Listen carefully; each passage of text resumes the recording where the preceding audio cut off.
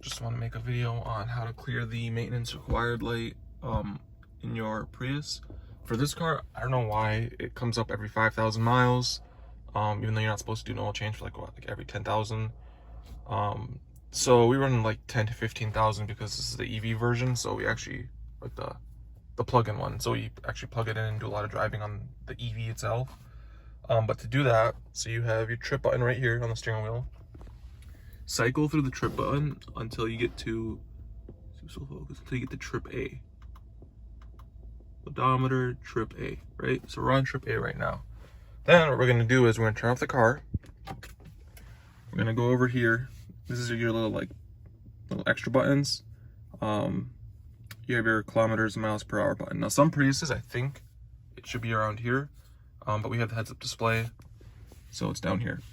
So what you're gonna do is, while you're starting the car, you're gonna click and hold on this, and then you're gonna start the car.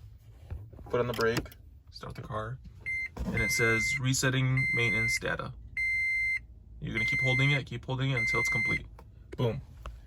Now, when you do start the car, no more light. I hope that helps you guys. Super quick, super simple, super easy to do.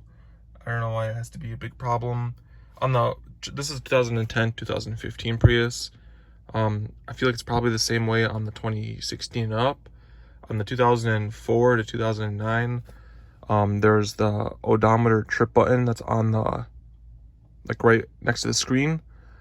Click and hold that while you're starting the car and it should do the same thing. But for this model, that's how you do it. Super simple, super quick, super easy. Thanks for watching, guys.